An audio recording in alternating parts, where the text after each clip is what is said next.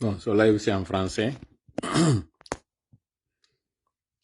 C'est un replay de ce que nous avons dit tout à l'heure dans le précédent live concernant ton cinglé qui est là sur cette image.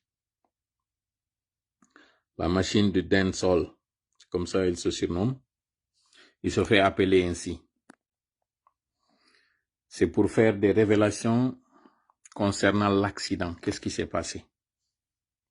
Parce que beaucoup ont commenté les circonstances de l'accident et nous profitons d'ailleurs de l'occasion pour d'abord regretter cet autre meurtre, cet autre assassinat d'un citoyen qui n'était pas sorti pour manifester. Au contraire, il était sorti sur sa moto avec un sac de riz. Et beaucoup de gens n'ont pas commenté cette partie de l'histoire. On a mis le curseur et l'attention a été focalisée sur la victime, ce qui est normal parce que là on parle de l'être humain, de l'âme ôtée, c'est vrai. Mais campons le contexte. Analysons les faits au-delà de l'apparence. Détachons la victime d'abord de la tragédie. Allons sur deux aspects. L'aspect de la victime et l'aspect de l'auteur. Sur les deux, nous allons parler de la victime en nous focalisant sur ce sac de riz qu'il transportait sur sa moto. Vous savez combien de fois le riz est important dans les foyers? C'est la denrée la plus consommée par le Guinéen. La première des choses qu'un père de famille achète ou sur laquelle il pense lorsqu'il est en train de sortir pour aller gagner son pain, c'est quand et comment je vais avoir un sac de riz. Donc, en d'autres termes, c'est la préoccupation principale de tout ménage aujourd'hui en Guinée. Et cette personne-là, ce jour, elle transportait sur sa moto un sac de riz. Imaginez la joie de ce monsieur. D'abord, sans parler de toute l'acrobatie qu'il a dû faire pour avoir ce sac de riz. Parce qu'il convient de noter que les endroits où nous avons les sacs de riz, généralement c'est de la capitale, parce que le riz ne pousse qu'au port à Conakry, malheureusement. C'est du riz importé. Supposons que ce monsieur ait trouvé du riz du pays, à partir des bas-fonds de Forêt-Caria, ces zones rizières ou rizicoles, et que lui, il était content de transporter ce sac de riz vers sa maison à Koya ou à Conakry, en tout cas, vers la capitale. Sa joie, son soulagement, sa satisfaction de dire « j'ai enfin trouvé un sac de riz pour mes enfants, pour ma famille et pour moi-même ». Mais faute de moyens, il n'a pas pu transporter ce sac de riz sur un véhicule, parce que pour lui, son moyen de déplacement, c'est sa moto. Malgré toute l'insécurité, il met ce sac de riz sur sa moto. Le matin, il est sorti dans l'optique de revenir le soir avec ce sac de riz, pensant qu'une fois ce sac de riz en famille, ses problèmes sont réglés. Ce monsieur ne savait pas que ce jour-là, il avait rendez-vous avec la mort. Une mort qui n'est pas une mort ordinaire. C'est par accident. Mais pas un accident où il est l'auteur, ou bien un accident qu'on pourrait qualifier de fait de Dieu. Il s'agit d'une personne arrogante qui bénéficie du soutien de cette gente qui va venir le percuter et pire, maquiller ce meurtre-là en accident et aussi se foutre de la gueule et de la mémoire de la victime. Vous m'excusez de l'expression. Maintenant, continuons. Parlons de ce monsieur qui était sur sa moto, qui n'est pas sorti pour manifester, dont la famille attend impatiemment avec un sac de riz. Mais finalement, au lieu de lui et du sac de riz, c'est un coup de fil qui va annoncer à la famille que votre papa qui est sorti pour gagner son pain, qui n'est pas un manifestant, qui n'est pas un loupard, qui est d'ailleurs certainement un apolitique, a été tué par un homme politique. Parce que lui, cinglé là, ce n'est plus un artiste. Ce cinglé là, ce n'est plus un artiste. Ce cinglé, c'est un catalyseur. C'est quelqu'un qui profère des injures, des menaces à l'endroit de citoyens. C'est quelqu'un qui soutient la forfaiture de ces gangsters, qui roulait dans un véhicule issu du contribuable. D'ailleurs, je dirais même de l'économisable des Guinéens. Pire, il bénéficiait d'une sécurité qui est aussi payée par le contribuable, des hommes en uniforme.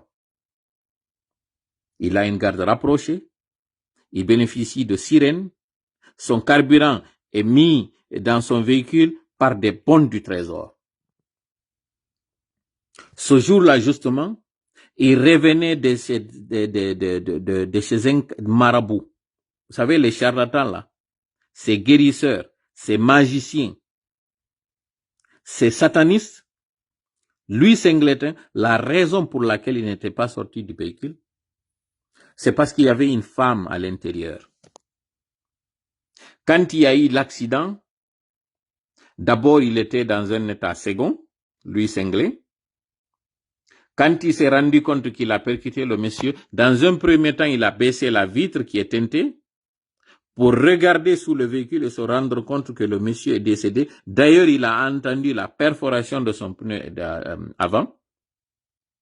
Il a compris que les choses étaient sérieuses, mais il n'a même pas daigné descendre. Sa première crainte et son premier réflexe, respectivement, était que les gens dans les parages viennent s'en prendre à lui, casser sa vitre, saccager son véhicule, le caillasser, et lui aussi l'extirper, le tuer. Voilà pourquoi il a donné consigne à ses gardes de venir ceinturer les lieux et ceinturer sa véhicule. C'est ce qu'ils ont fait. Deuxième réflexe qu'il a eu, c'est d'appeler un haut gradé du CNRD. Un haut gradé parmi les 5 têtes du CNRD. Il a appelé ce dernier. Aujourd'hui, nous n'allons pas donner son nom. Nous vous donnons la possibilité de sortir et régler ce que vous avez fait, de rectifier le tir. Cette personne-là, elle se reconnaîtra ici. L'échange que vous avez eu, quand il t'a appelé pour te dire, je viens de faire un accident, tu lui as posé la question, quel genre d'accident? Il t'a expliqué, je viens de taper une moto à Lourmbe, à Lombarafaga. Tu lui as posé la question, es-tu sûr? Il a baissé la vitre, il a regardé, il s'est rendu compte que le monsieur n'est plus en vie. Il a remonté la vitre, il dit, Abarafaga, Abaralagera. Vous avez changé la communication, vous êtes allé en français. Il te dit alors, quelle est l'atmosphère dans les parages? Est-ce que c'est un lieu peuplé? Tu lui as dit, oui, il y a des passants. Et d'ailleurs, il a ajouté, lui, Singleton, qu'il y a des risques qu'on m'attaque. C'est en ce moment qu'il a dit, donne le téléphone aux agents qui sont à côté. L'un d'entre eux a pris le téléphone. Ce haut gradé du CNRD a donné des consignes de faire tout pour ne pas qu'il y ait du regroupement. Il faut disperser les curieux, donc comment on appelle le terme qui colle, c'est pas les curieux, il y a un terme, c'est les badauds. Il faut disperser les badauds. Il faut faire en sorte qu'il n'y ait pas de filmage et de récupérer le corps pour le mettre sur le véhicule, sur l'arrière du véhicule, parce que c'est un véhicule 4x4, sur la banquette arrière, de le mettre là. C'est en ce moment qu'il a repris le téléphone pour dire, le pneu est percé, nous ne pouvons pas bouger. Il a donné encore la consigne à ses militaires, alors dans ce cas, de mettre le corps sur un autre véhicule et de quitter les lieux, tout en annonçant à la population que le monsieur n'est pas mort, que vous l'amenez, alors que tout le monde avait vu, c'est par respect, c'est pour ne pas heurter la sensibilité, et par respect pour la victime, qu'on n'a pas mis l'image de monsieur. Et nous venons d'apprendre que vous voulez menacer les autorités de l'hôpital, c'est-à-dire les responsables de l'hôpital ou de Koya, que vous avez utilisé comme argument pour les menacer pour dire qu'il ne fallait pas laisser les familles de victimes prendre les images du corps, que c'était une profanation du corps. C'est ce que vous avez dit. Alors que vous n'avez même pas daigné descendre pour porter assistance au monsieur qui n'était pas encore mort. Quand le véhicule était sur lui, il bougeait encore. Il était en bas, il était en train de bouger ses pieds. Mais vous n'avez pas fait une assistance à personne en danger. Pire, vous n'avez pas accepté qu'il y ait un constat.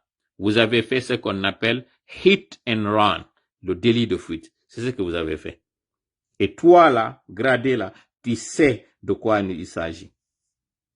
C'est l'un d'entre vous, l'un des gardes-corps, qui n'a pas aimé, qui s'est senti très mal en voyant le corps de ce monsieur, qu'il a dit que ce que lui, cinglé là, il est en train de faire, c'est pas normal. C'est cet échange-là, d'ailleurs, qui a poussé le nommé Traoré, l'adjudant-chef, de se désolidariser pour dire finalement, c'est pas nous qui l'avons percuté. C'est le cinglé qui l'a fait. Parce que, ils ont vu combien de fois il est en train de les pousser à commettre des bavures. D'abord, un de ses gardes-corps avait bastonné quelqu'un, un citoyen innocent. Et là, ils se rendent compte, s'ils cautionnent, ce que Senglé voulait dire, c'était qu'il ne faisait pas partie, qu'il n'était pas dans le véhicule, que c'était un ami à lui qui conduisait le véhicule. Et d'ailleurs, de surcroît, il voulait faire croire, comme il a dit dans sa version, que le moto venait dans un sens inverse et que le monsieur voulait éviter un trou, que c'est en ce moment, il a perdu le contrôle de sa moto, sous le poids du sac, il est venu percuter le pneu. Si tel est le cas, Senglé, si tel est le cas, c'est le pneu avant, côté droit, qui a été percuté. D'où venait le monsieur? Allons sur une base logique. Nous sommes dans un pays où on dit priorité à droite, ce qui veut dire que la circulation se fait du sens droit, du côté droit. Si le monsieur qui venait, qui vous a percuté, était du côté opposé et donc était du côté gauche, pourquoi c'est le pneu avant droit qui a été percuté? Pourquoi c'est ce pneu-là qui a pété? Vous allez dire que parce que le guidon est entré en bas et c'est pourquoi quand le guidon est entré en bas, le pneu a roulé sur lui. Si tel est le cas, pourquoi ce n'est pas le pneu gauche qui a roulé sur la moto et que la perforation s'est faite à partir de là? C'est pas vrai. C'est-à-dire, arrêtez d'insulter l'intelligence des gens. Arrêtez d'accuser et de faire de la victime le fautif. Ayez un peu de décence. Ayez un peu de dignité. Le bon sens voudrait que quand quelqu'un décède, même si la personne était fautive, par respect pour le corps, par respect pour le défunt, parfois il arrive même qu'on dise des choses bonnes sur la personne pour absoudre ses péchés. Vous voulez faire de la victime le coupable. C'est ce qui est dommage, c'est ce qui est regrettable. Alors cette femme-là avec laquelle tu étais, toi Senglé, c'est qui par rapport à toi? Parce que tu sais que tu es marié. Dis le nom de la femme. Celle-là qui a fait à cause de laquelle tu n'as pas baissé la vitre pour que les gens se rendent compte quelles sont les personnes qui étaient à l'intérieur. Cette femme-là qui était en train de crier à l'intérieur du véhicule, quand elle s'est rendue compte, d'abord quand vous avez percuté le monsieur qui était en train de rouler, elle a crié dans un premier temps. Elle a sursauté. Elle a dit ce qu'elle a dit, que je ne vais pas répéter ici. En ce moment, tu t'es rendu compte que le monsieur est en bas. Tu as eu ce que tu as eu comme réflexe, comme j'ai dit, de baisser la vitre pour regarder. Tu t'es rendu compte que c'est en bas et tout ce qui était à côté était en train de crier Abarafara, Abarafara. Certains disaient Amoufarne, Amoufarne. Ceux qui venaient vers toi, la peur que tu avais, c'était qu'ils t'extirpent et qu'ils te reconnaissent toi. Mais le mal était déjà fait. D'abord, ton véhicule est connu. Ta tête est connue.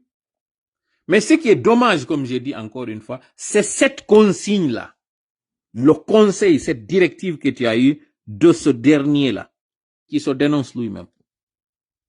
Alors vous avez quelques jours pour arrêter Louis Senglé. Si vous ne l'arrêtez pas, comme l'avait fait la Côte d'Ivoire avec Didier Molare, si vous ne le faites pas, les conséquences vont être très fâcheuses. Parce que ces agents en uniforme qui n'en peuvent plus avec lui le cinglé ont décidé de briser le silence. Ont décidé de dire où vous étiez même parti pour faire vos sacrifices sataniques. CNRD, est-ce que vous avez fait une remarque? Depuis que vous avez déclenché cette affaire de changement de constitution pour que Mamadi se présente, avez-vous compté le nombre de tragédies que la Guinée a connues? Mamadi, Amara, Djiba, Pala, Dansa. Je ne vais pas parler de Idi Amin. Parce que les sources que nous avons, c'est que Idi Amin n'est pas d'accord sur la façon dont vous êtes en train de faire les choses en ce moment. Mais vous, les 5 là que nous avons cités, vous avez fait la remarque que depuis que vous avez décidé de trahir davantage le peuple et de vous en prendre aux partis politiques, vous avez remarqué le nombre de tragédies que la Guinée a connues. Commençons par le dépôt du carburant. Parce que là, nous allons simplement sur les plus grandes tragédies. Nous n'allons pas sur des petites tragédies. Il n'y a pas de petites tragédies, hein, mais allons sur les plus médiatisées. Ce dépôt de carburant. Est-ce que la Guinée avait jamais connu un tel drame? Depuis que l'histoire de la Guinée, depuis que la Guinée, avant même l'indépendance, pendant la période coloniale, est-ce que la Guinée avait connu un tel incendie? Ta réponse est non. C'était du jamais vu, c'était une première. Allons maintenant sur ce qui s'est passé au niveau du stade de Zérékoré. Là aussi, cette tragédie. Allons dans l'histoire, même au temps de la rébellion. Est-ce que la Guinée avait connu un tel drame d'une journée? Parce que le drame du stade du 28 septembre, le bilan était de 150 personnes. 150. Là, ce qui s'est passé à ce stade-là, c'est le double de ce drame. Donc là aussi, du jamais vu. Ça, c'est quand aussi le CNRD a décidé de trahir encore une fois et de faire un autre coup d'État sur la population et sur le peuple. C'était du jamais vu. Des enfants mourir dans un concert, nous en avons connu. Le concert de Rock Bané et de Tayaki, nous avons tous vu ce qui s'est passé là avec les groupes Baldiazar et les Degui Force. Nous avons vu ça. C'était pas une première. Mais le bilan n'était pas si grand avec des enfants. Regardez ces images-là. Vous avez même utilisé un véhicule bélier. Vous avez roulé pour tout simplement sauver la tête de vos représentants. Vous avez décidé de percuter ce portail et vous avez roulé sur des innocents. Aucun remords, rien, vous n'avez rien fait. Cette tragédie-là encore, la Guinée n'avait jamais connu pareil cas. Allons sur les tremblements de terre. Il y en a eu combien depuis que vous êtes là? Allons sur les incendies de marché. Il y en avait eu au temps du RPG, des incendies dans des marchés. Mais à ce rythme-là, des dépôts de matériel électrique, des marchés, des maisons, les inondations. Sigiri, dans la ville de Sigiri, en pleine ville, des pirogues qui sont en train de transporter des Guinéens. Du jamais vu là encore. Les fleuves, le Bafim par exemple, allez voir cette couleur-là. J'ai l'impression que ce sont les 12 plaies d'Israël qui sont en train de revenir sur une autre forme. C'est 12 plaies ou 10 plaies, je connais pas le nombre, mais en tout cas, quand Pharaon a décidé d'être arrogant envers les enfants d'Israël, le châtiment divin le changement de l'eau en couleur, en sang, les criquets, les grenouilles, les maladies, les inondations, les récoltes, toutes ces plaies-là, c'était un châtiment divin. Comme si cela ne suffisait pas, ce glissement de terre. La Sierra Leone en a connu. C'était en 2019. Mais lorsqu'il y avait ces inondations en Sierra Leone, la Guinée aussi en avait. Sauf que la Sierra Leone dépassait la Guinée par le glissement de terre. C'est-à-dire le glissement de terrain qui se faisait avec la boue, parce que la ville de Freetown, par exemple, c'est une ville sur une montagne. Il y a des collines. Et ce sont ces détachements qui faisaient que la terre avait glissé en Sierra Leone. La Guinée n'avait jamais connu un glissement de terrain de ce genre. Ça aussi, c'est une malédiction, c'est vous. Et là, comme si ça ne finissait pas, les accidents de circulation. Combien d'accidents de circulation la Guinée a connu depuis que vous êtes là? Des autobus, des écoliers, les disparitions, les enfants qu'on retrouve mutilés. Et là, c'est un d'entre vous qui revenait d'un, voilà, Foutanke Diels dit c'est les 9 plaies. Les 9 plaies d'Israël. Oui, c'est ça, les 9 plaies d'Israël. Je pense que des Israélites, ou c'est les 9 plaies les 9 plaies d'Égypte ou les 9 plaies d'Israël. En tout cas, c'est pas si important. Mais en tout cas, ces plaies, c'est une punition divine. CNRD. Vous avez remarqué qu'à chaque fois que vous êtes en train de faire un pas vers ce parjure, un pas vers cette forfaiture, un pas vers ce défi envers le peuple, vous vous retrouvez dans des situations difficiles. Cela devait vous alerter. Dieu est en train de s'adresser à vous pour vous dire stop. De la même façon qu'il s'adressait à Pharaon. Mais à chaque fois, Pharaon voyait la vérité, il s'entêtait, par arrogance, par orgueil, par mépris pour la parole de Dieu. C'est les 9 plaies d'Égypte. Merci beaucoup. Merci beaucoup. Les 9 plaies d'Égypte. Merci. Il s'entêtait. La finalité, c'est quoi? Il vient, il voit Moïse en train de fendre la mer. Il voit que ça, ce n'est pas de la magie. Ça, c'est un miracle divin. La mer se fend. Bani Israël, guidé par les 2 prophètes de Dieu, entre dans la mer, la traverse de bout en bout. Si c'était une personne normale, qui n'était pas arrogante, qui n'était pas guidée par Satan, une personne raisonnable se serait retirée et aurait arrêté la poursuite. La chasse à l'homme se serait arrêtée là. Mieux, la personne même se serait convertie pour accepter que ce pouvoir-là, il est plus fort que le mien. Donc, par conséquent, je me rends. Mais qu'est-ce qu'il fait? Face à sa troupe, face à son armée, il dit, si je recule ici, c'est que j'ai montré que je ne suis pas un Dieu. Si je recule ici, c'est que j'ai montré que je suis un peureux. Si je recule ici, c'est que j'ai donné la force à mes adversaires. Voilà comment Pharaon a raisonné ce jour-là. Plutôt que de voir la raison et se rendre à l'évidence que cette démarche-là, elle n'est pas du tout une démarche à ma faveur, il a foncé avec son cheval. Ils se sont engouffrés dans la brèche. Ils sont rentrés dans la mer.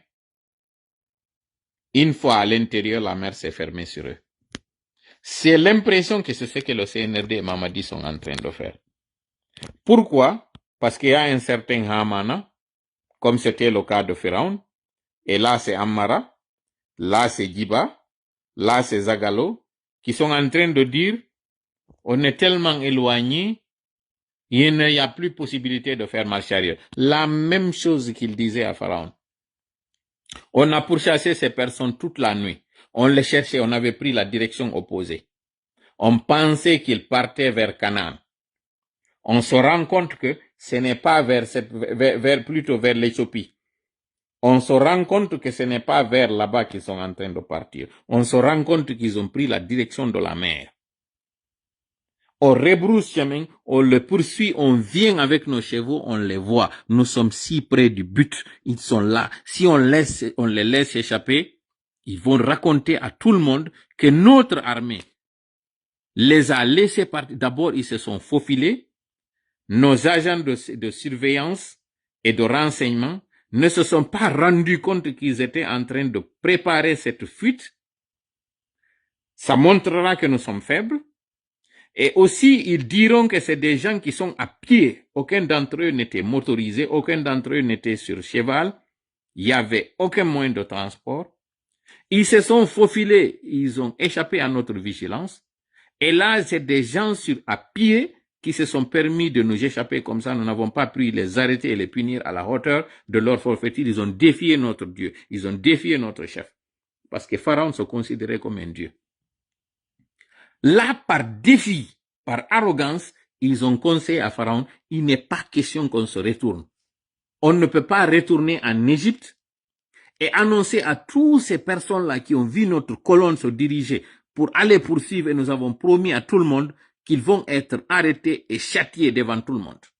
C'est ce que nous avons promis à notre population.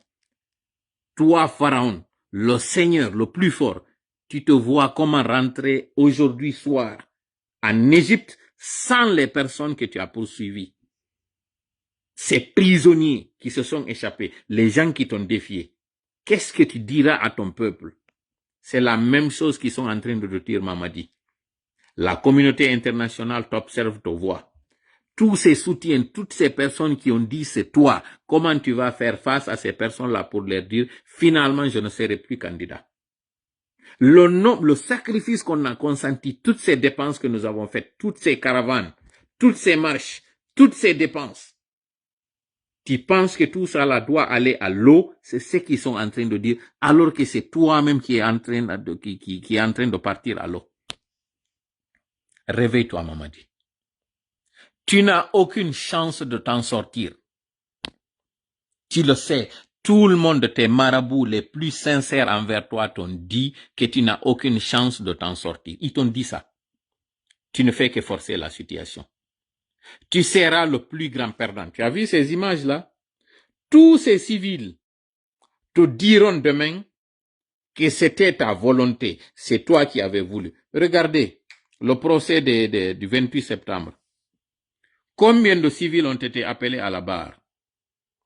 Combien de civils ont été condamnés à l'issue de cette manifestation, à l'issue de ce semblant de procès?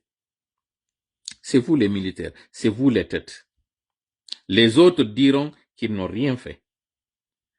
Le président Alpha Condé, tous ceux qui l'ont poussé à changer cette constitution, bon an, mal an, est-ce que ces personnes-là aujourd'hui sont en train d'assumer le rôle qu'elles ont joué?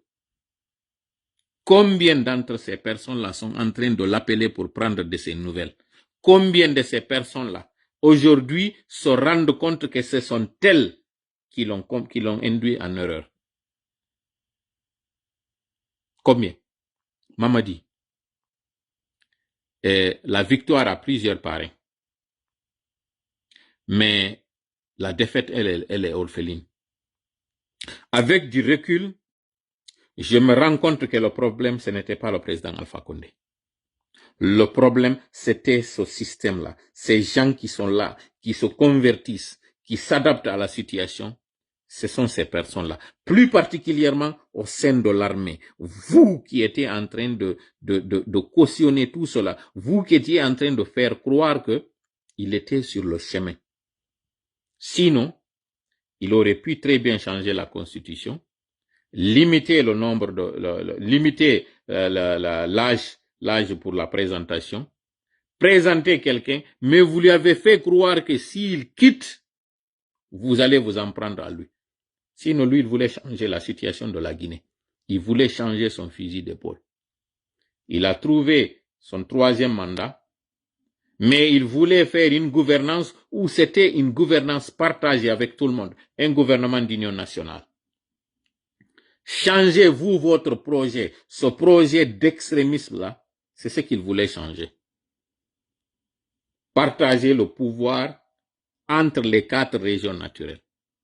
Pendant 11 ans, le Fouta avait été marginalisé ou disons négligé sur le partage du pouvoir, alors que ce sont 4 régions naturelles qui composent la Guinée, qui ne divisent pas la Guinée. Maintenant qu'il s'est rendu compte qu'il voulait avoir un premier ministre issu du Fouta, parce qu'on suppose que son adversaire principal, c'est quelqu'un issu du Fouta. Et donc, nommer un premier ministre issu du Fouta, c'est un pas pour réduire cette tension, cette rivalité entre les 2 régions. Il avait eu un premier ministre issu de la Basse-Côte, parce que pendant le temps du président Lansana Conté, on avait fait croire aux Soussous que les Malinqués sont leurs ennemis à cause de ce qui s'était passé en 85, le coup d'État de Diarra. La logique, c'était qu'ils voulaient montrer que non, les Malinqués n'ont rien contre les Soussous. Voilà pourquoi pendant les 11 ans, son premier ministre, c'était toujours de la Basse-Guinée. Pendant les 11 ans, l'Assemblée nationale, qui était jadis dans les mains du Fouta, parce que El Hadj Biro était du Fouta. C'était lui le président de l'Assemblée nationale pendant plusieurs années. Il dit là, je vais donner ça à la forêt. Il donne ça à la forêt. Là qu'il veut changer pour faire autre chose que ce qu'il avait fait pendant les 10 ans, voilà que le coup d'État intervient. Un coup d'État où en réalité, il a d'abord été victime, on l'a mis encore la stratégie des 3 I. L'induire en erreur, l'isoler, ensuite quoi? L'évincer. C'est ce que vous avez fait. Vous l'avez rendu impopulaire, avec des décisions impopulaires. C'est ce qui vous a, parce que vous avez induit en erreur, ensuite vous l'avez isolé. Il n'avait de contact avec personne à l'extérieur. Son défaut, c'était qu'il n'écoutait même pas les médias. Son téléphone, tout le monde avait accès à son téléphone. Même le paysan le plus reculé du pays pouvait appeler le président Alpha Condé. Son numéro se partageait comme des cacahuètes. Tout d'un coup, vous lui avez fait croire que ces personnes qui t'appellent là, c'est des gens qui veulent des nominations. Ces personnes qui t'appellent, c'est des gens qui veulent de l'argent. Alors que tu n'es pas là, tu n'es pas un distributeur automatique. Vous lui avez fait croire toutes ces choses. Vous lui avez fait croire que ceux qui veulent faire le coup d'État contre lui, c'est des gens issus de la communauté des Peuls. C'est ce que vous avez fait croire au président Alpha Condé. Vous avez fait croire au président Alpha Condé, ses ennemis, c'était ceux du Fouta. Et vous avez fait croire que ses ennemis avaient infiltré l'armée et qu'ils s'étaient liés d'amitié avec son ami qui est de Kindia. Et c'est en ce moment que vous êtes allé éliminer ce dernier, la famille Mamadi Condé. Vous l'avez éliminé, vous avez éliminé son fils qui pouvait dire la vérité en réalité. Vous avez éliminé tous les deux. Voilà les conséquences, nous les avons. Peuple de Guinée, la famille de victimes. Nous voulons nous adresser pour finir ce live à la famille Traoré, ou c'est Fofana, je pense que c'est la famille Fofana. Si je m'abuse, c'est Fofana ou Traoré. En tout cas, la famille de ce défunt. Vous avez fait une très bonne chose, celle de porter plainte, même si la justice en Guinée est aux ordres. Vous avez fait une très bonne chose. Vous avez fait une deuxième chose, celle de parler aux médias, celle d'expliquer la réalité et de dire comment est-ce que les choses se sont passées. Vous avez fait preuve d'un courage indien. Au moment où on intimide toutes les personnes, allant jusqu'à même à dénier le droit à la victime de pleurer, c'est en ce moment que ce dernier-là, ce monsieur, cet administrateur civil-là, je vous tire le chapeau.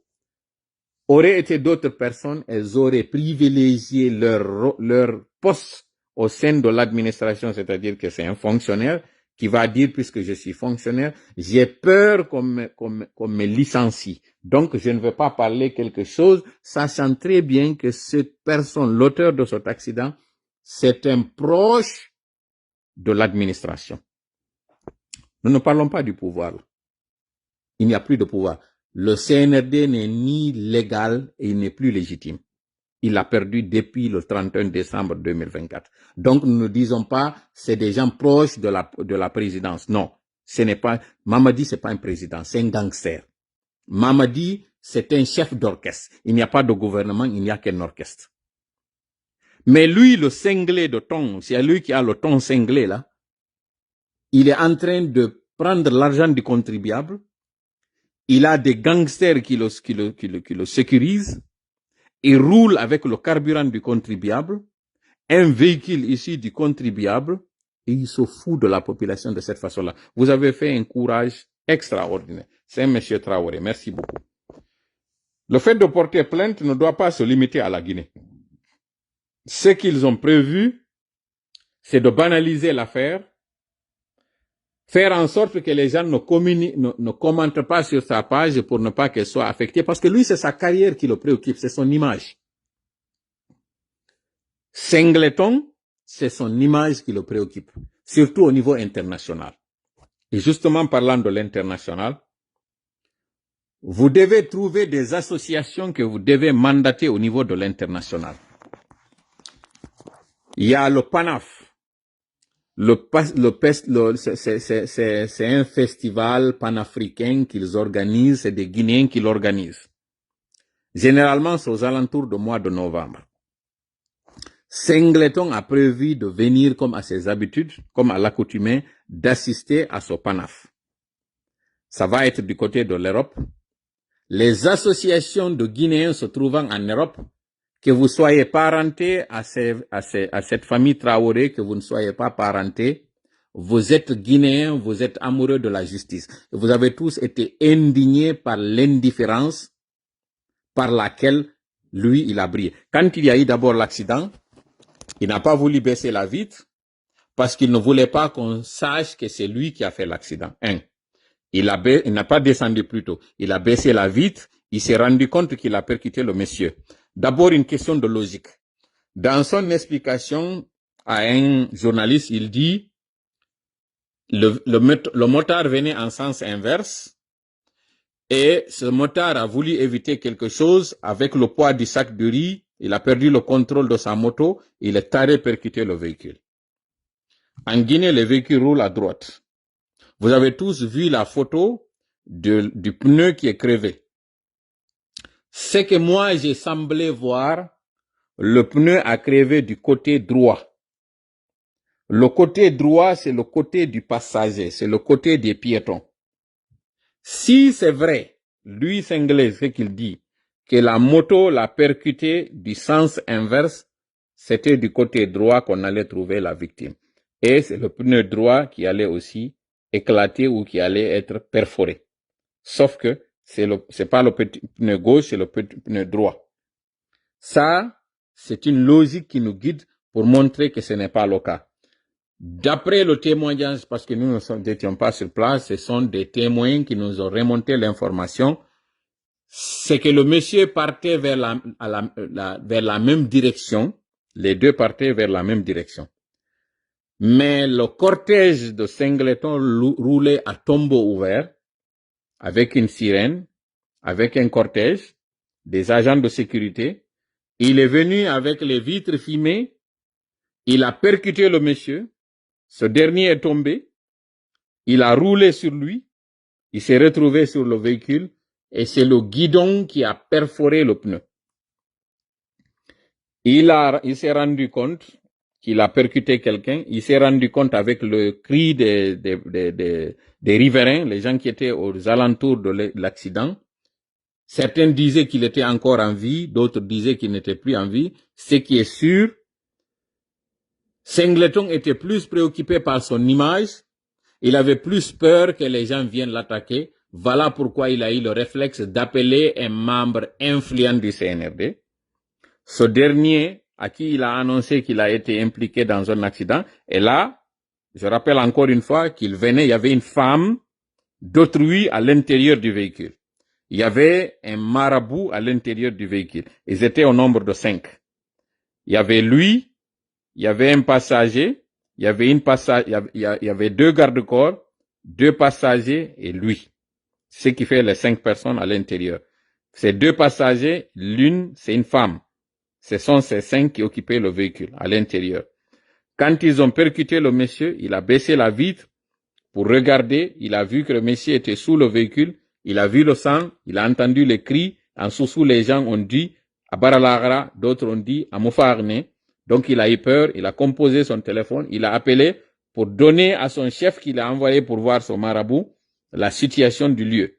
Ce dernier lui a posé des questions. Es-tu sûr qu'il est blessé ou bien il est mort? Il a répété qu'il est mort. Des agents sont descendus, ils ont regardé, ils ont trouvé qu'il est mort. Il dit alors, faites tout pour ne pas qu'on te reconnaisse. Faites tout pour ne pas qu'on filme. Faites tout pour ne pas qu'on s'attaque au véhicule. Parce que certains voulaient l'arracher du véhicule, caillasser le véhicule et lui le blesser. Peut-être même s'il n'avait pas ses garde-corps, on n'allait pas parler de lui aujourd'hui. Parce que ça sautait aux yeux la façon par laquelle ils ont percuté le monsieur. Donc, tout cela, c'est pour dire que le CNRD est dans ses habitudes. Souvenez-vous quand il y a eu le drame de Zérekoré. Est-ce que Mamadi s'est déplacé? Quand il y a eu le drame du dépôt, est-ce que Mamadi est venu se déplacer sur les lieux? Non, il ne l'a pas fait. Donc, Singleton est en train de copier ce que son mentor est en train de faire, ce que son chef est en train de faire, ce que son protecteur est en train de faire. C'est Mamadi qui a montré aux Guinéens, plus particulièrement à ses acolytes, à ses collaborateurs, que c'est comme ça qu'on traite les Guinéens. Quand il y a un drame, ne vous en faites pas. Ne montrez pas de compassion. Parce que quand vous montrez de la compassion, vous montrez de la faiblesse. Et quand vous montrez de la faiblesse, vous devenez facilement accusable. Et le CNRD ne veut pas prendre la responsabilité, ne veut pas assumer ses actes. Ils n'assument que ce qu'ils estiment être bon quand ils sont dans la manipulation. Souvenez-vous, il n'y a pas longtemps, un artiste a été malade. Ils sont venus, ils ont fait semblant de l'assister. Inutile de parler de cet artiste-là. Un autre artiste encore, ou deux autres artistes encore, ont été dans une situation de détresse. Ils ont fait là aussi une communication pour nous faire croire qu'ils sont de cœur, qui sont merveilleux, qui sont généreux, qui sont compatissants. Récemment, ce journaliste qui est décédé par faute d'assistance médicale. Il est décédé. Ils l'ont pas relégué, ils l'ont pas élevé à titre posthume au chevalier d'ordre national de mérite. Ils l'ont fait où ils ont dit, ils vont assister sa famille. Ce père de famille qui est décédé avec son sac de riz, partez pour amener ce sac de riz à sa famille. Qu'est-ce que vous avez fait? Ne serait-ce que pour montrer que vous êtes désolé par rapport à ce qui s'est passé. Jusqu'à présent, Singleton n'est pas mis aux arrêts. Il est en train de continuer de défier la famille et de défier toute l'opinion. Ça, c'est parce que c'est vous qui avez montré que vous n'avez aucun respect pour les Guinéens. Mamadi, qu'est-ce que tu as fait pour les victimes du glissement de terrain? Qu'est-ce que vous avez fait? Toi particulièrement, qu'est-ce que tu as fait?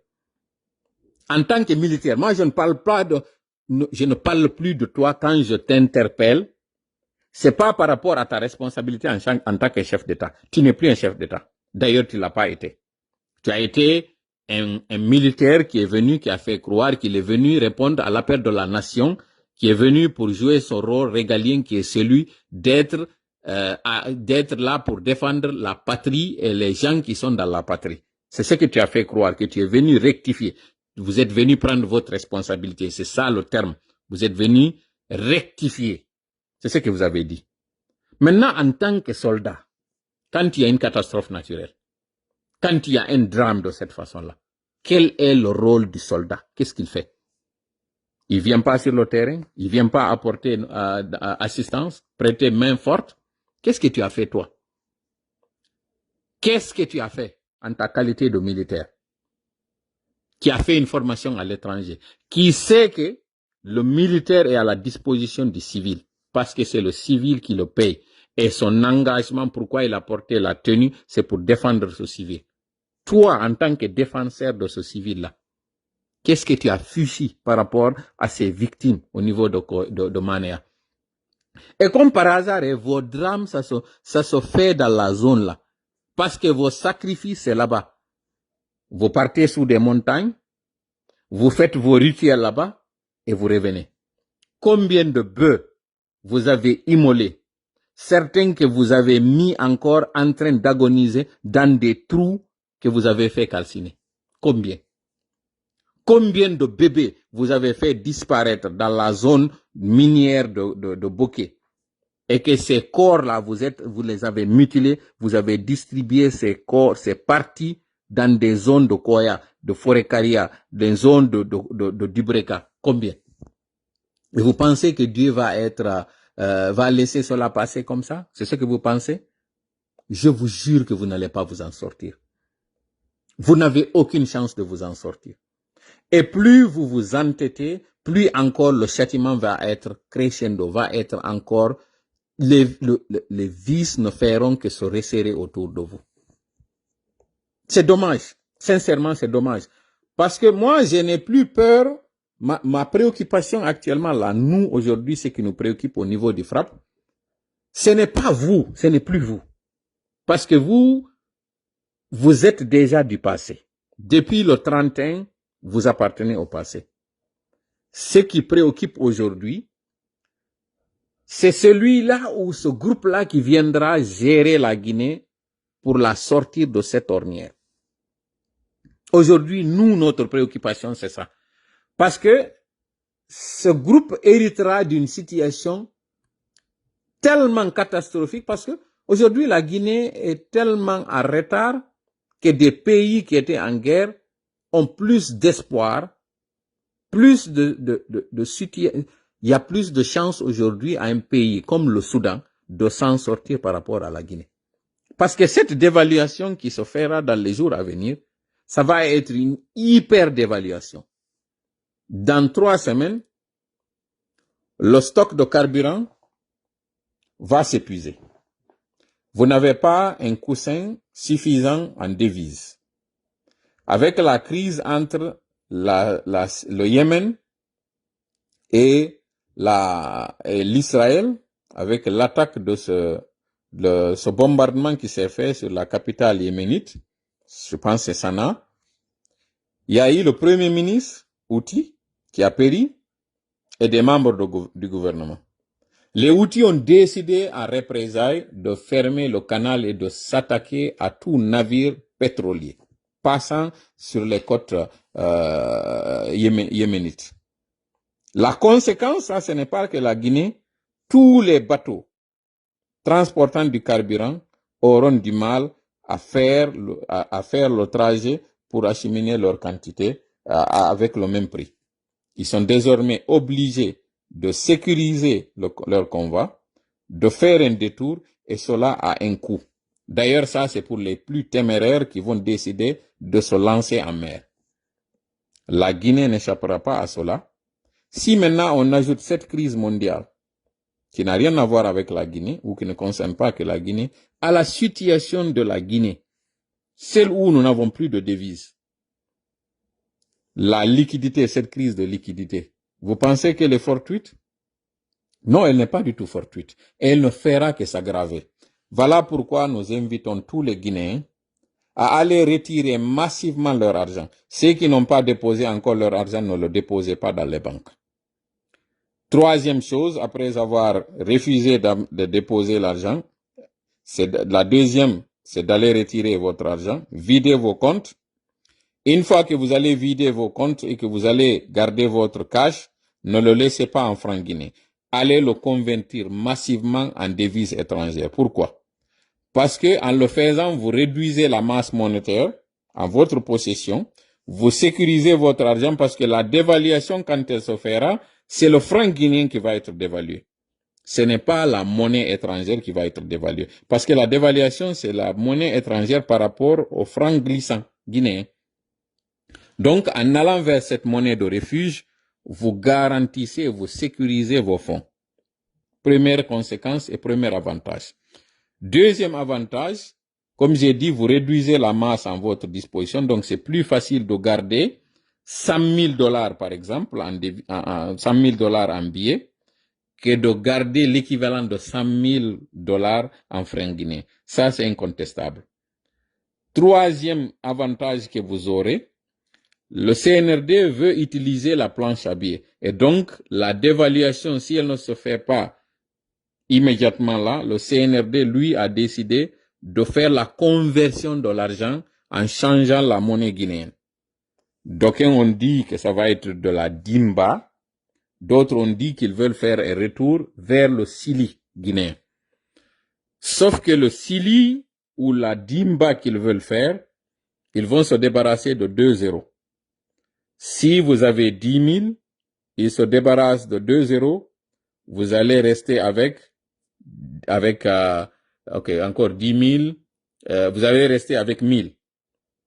C'est ce qui va vous rester. Donc, le plus grand chiffre que nous allons avoir, ça va être 100, un billet de 100, excusez-moi, ça va être un billet de 100.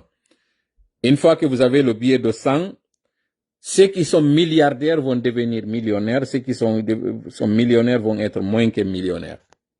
Ils vont vous dire certes que la valeur, la force va rester la même, c'est-à-dire que ce qu'un 10 000 pouvait faire, un 100 va le faire. Sauf que c'est pas vrai. Pour l'équivalent de ces 10 000, vous allez dépenser 20 000. Parce que c'est finalement 20 cili par exemple, ou 20 dimba qui vont vous permettre d'acheter ce que vous voulez acheter. Le sac de riz, qui est actuellement aux alentours de 300 000, dans 3 semaines, sera de 600 000 ou 700 000.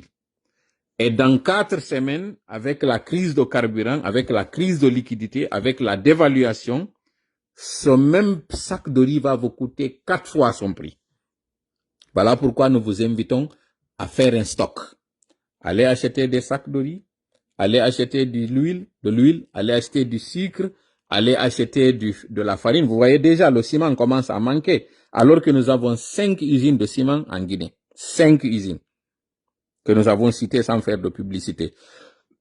Si là, nous avons une crise d'un produit existant, comme produit en Guinée, qu'en est-il de ce qui est produit à l'étranger?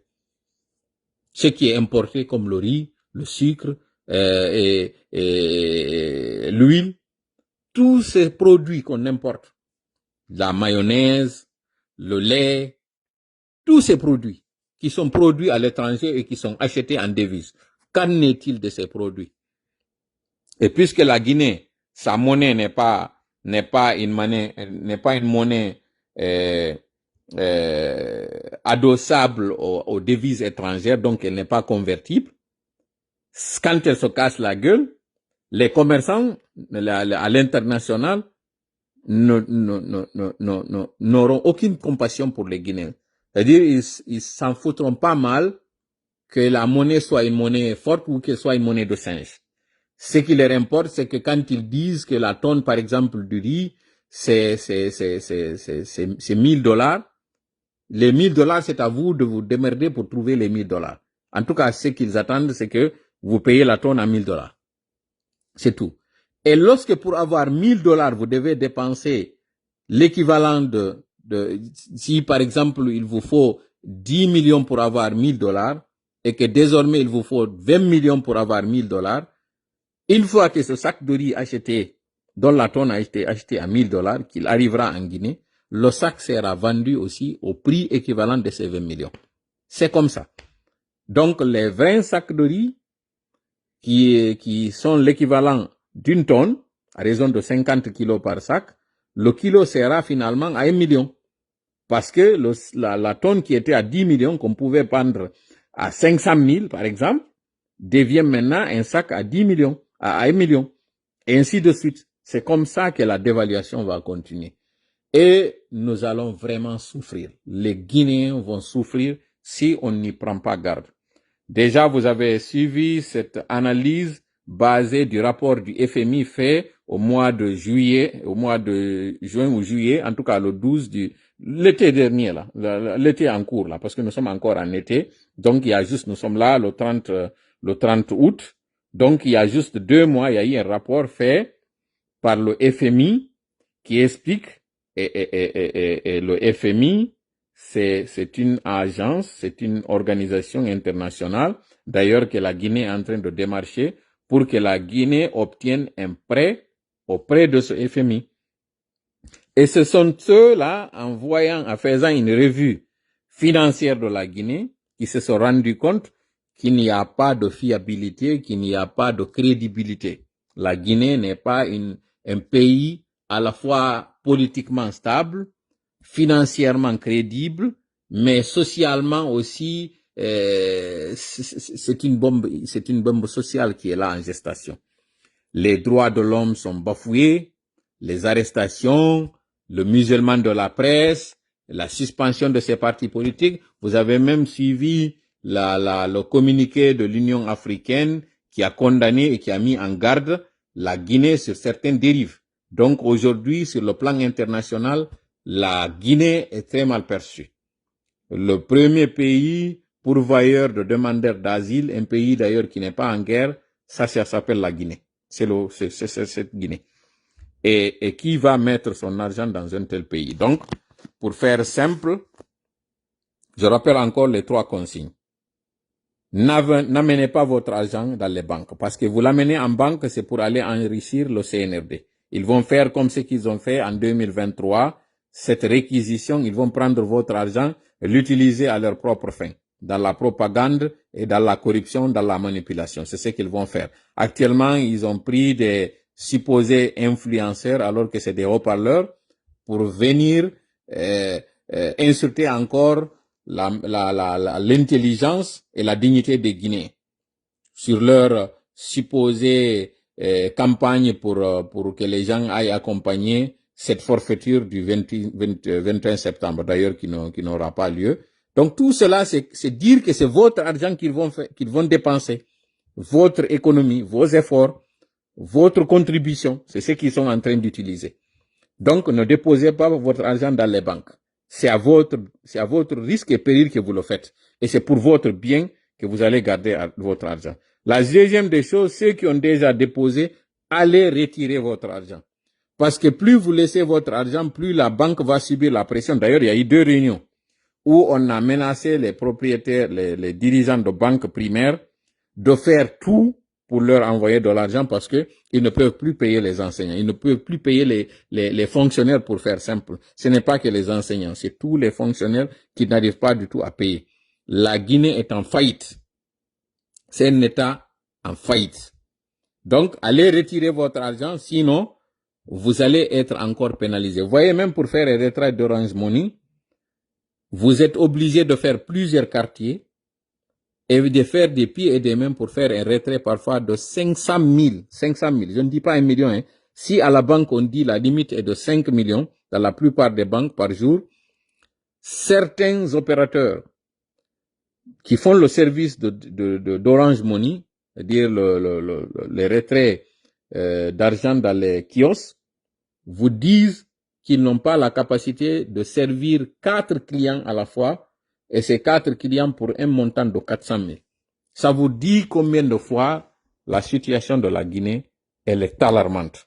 Mais puisque les médias sont bafoués, ils ne peuvent pas amplifier cette situation, ils ne peuvent même pas commenter. À plus forte raison que vous sachiez la gravité dans laquelle la Guinée se trouve. Si les médias étaient libres, chaque jour, on allait vous parler de la gravité de ce qui attend la Guinée. Malheureusement, ils ont tout fait. D'abord pour nous donner du contenu creux, pour que les gens ne parlent quotidiennement que de choses qui n'en valent pas du tout la peine. Pendant ce temps, eux, ils sont en train de continuer. Parce que ce référendum, même si les Guinéens partaient et que le non l'emportait, c'est à l'avantage du CNRD. Parce que le CNRD va dire, d'accord, si nous, notre proposition n'est pas passée, alors on va reprendre. On va encore faire au moins 1 an et demi, parce qu'ils ont pris 3 ans pour nous pondre ce chiffon. S'ils disent que désormais, alors nous allons reprendre le travail, c'est qu'il faut s'attendre à 1 an et demi. 1 an et demi, chaque jour que le CNRD passe sur la Guinée, c'est un jour à leur avantage. C'est des gens qui devaient quitter le pouvoir depuis la première année, depuis 2021. La transition ne devait pas durer plus de 6 mois. Ils ont fait le coup d'État au mois de septembre. Au plus tard, au mois de mars 2022, le CNRD aurait dû débarrasser le plancher. Mais non, ils se sont imposés sur nous. Ils nous ont donné des futilités. D'abord, ils ont pris 1 mois pour prendre un premier ministre. Ils ont pris encore 1 mois pour pour former un gouvernement. Donc, ils ont joué à la montre. Ils ont pris leur temps. Là encore, ils ont pris 3 ans pour dire que nous allons au référendum. Donc, ce n'est qu'à la 4e année. À supposer que le non l'emporte, c'est à leur avantage. À supposer que eux ils l'emportent, ça c'est encore cerise sur le gâteau. Mais à supposer que il y ait encore un glissement, qu'on n'arrive pas à faire les élections le 21, faute de moins, parce que il n'y a pas eu de découpage électoral, il n'y a pas eu affichage de la liste électorale, il n'y a pas eu distribution de cartes, et là on est à 3 semaines. Demain, ça sera le 31, et le dimanche le dimanche en 32, non, pardon, le dimanche en 24, parce que c'est dimanche à 8, dimanche en 16 et dimanche en 24. C'est-à-dire le 3e dimanche, c'est supposé être le jour du référendum. Ils n'ont pas d'argent. Le découpage, déjà que nous sommes passés de 5 communes à maintenant 7 communes, 7 ou 8 communes. Donc, c'est un travail colossal qui attend. Là, nous ne parlons pas de ce qu'ils ont prévu de faire, et nous ne parlons pas de ça. Nous sommes en train tout simplement d'attirer l'attention des Guinéens sur le fait que, quelle que soit l'issue de ce que le CNRD a prévu, c'est à leur avantage. Ce que nous pouvons faire en tant que Guinéens, c'est boycotter, comme nous sommes en train de le faire aujourd'hui, Dieu merci, de manière unanime, et d'empêcher qu'il y ait cette élection. Mais en avant qu'on arrive là, il y a une chose, il y a une crise qui pointe à l'horizon. Celle de la confiance entre les déposants et ceux qui gardent l'argent.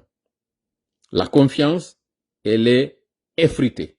Il n'y a plus de confiance. D'ailleurs, elle est complètement anéantie. Il n'y a pas de confiance. C'est pas grave. Cette confiance, elle n'était pas là d'ailleurs de toutes les façons. Mais le fait que le CNRD nous prévoit ce coup, faire encore un coup d'État sur votre argent, parce qu'ils ont déjà fini avec le contribuable, là maintenant c'est l'économisable du Guinée. Si le terme existe, si ça n'existe pas, alors je me permets de faire ce néologisme. C'est désormais l'économisable du Guinéen que le CNRD est en train d'utiliser.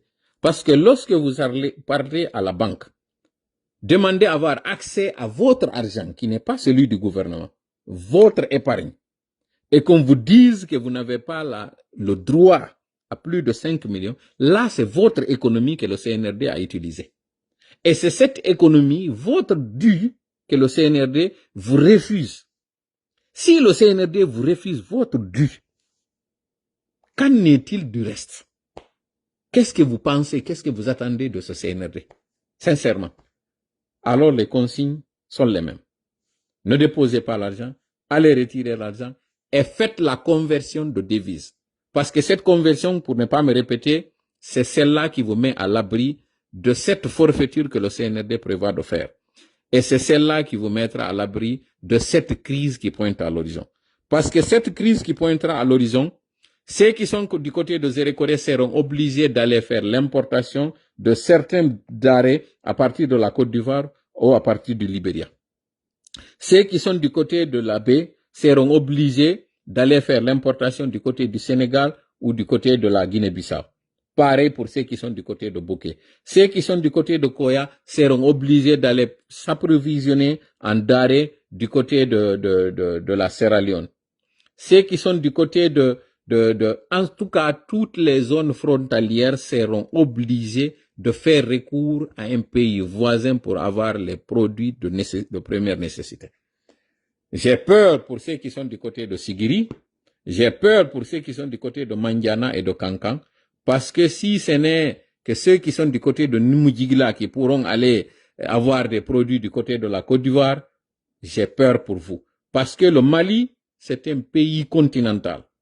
Le Mali compte sur la Guinée et sur le Ghana, sur le Sénégal pour avoir des produits. Si maintenant c'est sur eux que vous comptez, vous allez être les plus grandes victimes, vous êtes le plus exposés. Donc le live est vraiment devenu très long, comme j'ai dit. Portez plainte contre lui. Et pour finir, j'allais l'oublier. Il y a un artiste du côté de la Côte d'Ivoire, Molare, qui a fait un accident, malgré sa proximité avec l'État, malgré sa proximité avec la mouvance, et malgré le pardon de la famille de la victime, il a été mis en prison. En Guinée, quittons le côté ivoirien, restons en Guinée. Djelika Bintou et son mari, Azaya. Quand il y a eu ces voies de fait, quand on a supposé qu'elle a été victime de violences conjugales, Azaya a été invitée au Canada par Tidjane World Music, une structure très respectée, très respectable, qui a d'ailleurs plus de 30 ans d'expérience. Tidjane, c'est un Canadien, donc il connaît très bien le showbiz. Mais lorsque les organisations féminines se sont rendues compte que lui, Azaya, était invité à ce concert, ils ont commencé à écrire, à faire la pression. Ils ont promis que lorsque Azaya va monter sur scène, ils vont faire en sorte qu'il soit arrêté pour violence conjugale, violence sur une femme, pour viol, voie de fait. Mais aussi le concert devait être boycotté, la structure allait être bannie ou elle allait subir les conséquences de son entêtement. Finalement, Tidjane a dû repousser l'événement. Il a perdu beaucoup d'argent parce que avec le report, finalement, il est obligé pour s'excuser auprès de son public, auprès de ses mélomanes, il a été obligé de combiner à perte 2 concerts ou 3 pour finalement les jumeler à 2. J'ai oublié l'histoire, mais tout ce que je sais, c'est que la pression des faits qui se sont déroulés en Guinée ont impacté l'artiste au niveau international. Louis Singleton, c'était un artiste. Donc la famille doit s'associer avec les organisations à l'international, cet événement du PANAF qui doit avoir lieu. Les organisateurs du PANAF doivent écrire dès maintenant à Louis Azaya qu'il n'est plus le bienvenu à cet événement. Et cet écrit-là, cette désolidarisation, elle doit se faire de manière publique. Donc AMLO et tous les autres organisateurs, vous devez écrire dès maintenant là pour dire que d'habitude, lui, il venait. Mais que cette année, il n'est pas le bienvenu et vous vous désolidarisez de ce qu'il a fait. Ça, c'est déjà un coup médiatique, c'est un grand pas. Deuxièmement, vous portez plainte au niveau international contre Louis Singleton. Partout, il mettra pied parce que nous avons appris qu'il veut se faufiler, sortir de la Guinée, aller s'installer dans un pays le temps que les gens oublient. Ils ont d'abord suspendu son compte pour ne pas que les gens aient accès, pour ne pas que les gens téléchargent ou pour ne pas que son mélomane, les gens qui lui donnent de cachet, que les gens aillent lire dans les commentaires que c'est un tueur, lui. Parce qu'il n'a pas montré de compassion. Jusqu'à hier, il n'avait pas appelé la famille de la victime. Ils ne se sont pas rendus dans la famille mortière. Vous imaginez quel genre de personne il est? Le mépris qu'ils ont pour le peuple et la famille de cette victime. Et donc, nous présentons encore une fois nos condoléances à la famille Traoré suite à ce crime odieux. C'est odieux. Il n'y a pas de mots. Nous exigeons à ce que les organisations internationales épaulent cette plainte. C'est déjà un grand pas qu'ils ont porté plainte en Guinée, mais il faut que cette plainte soit encore portée à l'étranger, au Sénégal, en Côte d'Ivoire. Et d'ailleurs, en Côte d'Ivoire, la plainte va être très bien reçue. Pourquoi? Le Sénégal a montré un exemple. S'ils n'ont pas toléré leur propre artiste, malgré sa proximité avec l'État ivoirien, qu'en est-il de Louis Singleton s'il arrive au Sénégal, en Côte d'Ivoire? Même chose encore en Sierra Leone. Partout où il partira se réfugier, il faudrait que la plainte le trouve là-bas pour homicide maintenant volontaire, parce que s'il n'a pas montré de la compassion, aucun remords, au contraire, il est en train d'insulter et d'être arrogant, il fait comme si de rien n'était. Ça fait de lui un coupable. Désormais, il n'a aucune excuse. Il n'y a pas d'excuse possible pour lui, Singleton. Donc, je me résume en disant que il faudrait, si Azaya n'a pas pu résister, il a dû mettre de l'eau du lait dans son thé. Ce n'est pas ce marmailleur là, ce n'est pas ce petit, ce virevolté mal éduqué. Vous m'excusez de l'expression, mais quelqu'un qui fait des chansons dans lesquelles il insulte, ça, ce n'est pas de la politesse, sincèrement. Sinon, on connaît les artistes américains, ils ont l'habitude d'avoir des mots vulgaires, mais aujourd'hui, vous avez remarqué que dans les plateaux dans les studios, dans les plateaux, on ne diffuse plus ces morceaux avec obscénité, on les censure. Et là, c'est ceux-là qui faisaient ça il y a quelques années. Ils se sont rendus compte que ces obscénités, ces vulgarités, il ne faut plus les tolérer parce que ça impacte la jeunesse, ça impacte l'éducation des enfants qui verront à lui un modèle, alors que c'est tout sauf un modèle. Qu'en est-il maintenant d'un pays comme la Guinée, connu pour sa pudeur, connu pour sa politesse, avec toutes les valeurs que nous avons, que lui, il se permette. Mais c'est pas lui. C'est ceux-là qui ont fait de son morceau comme un morceau fétiche à toutes leurs organisations, ce sont eux. Et pendant ce temps, Aliouba est en prison pour injure. Alors que l'injure est érigée aujourd'hui en doctrine, c'est érigé aujourd'hui en règle. C'est devenu même un sport. Ceux qui insultent sont élevés. Ceux qui insultent sont récompensés. Ceux qui insultent sont reçus sur un tapis rouge. Que voulez-vous qu'on fasse? Tous ceux qui voient ça pensent que c'est normal et d'ailleurs suivent le chemin. Merci encore une fois à tout le monde et désolé pour la longueur du live.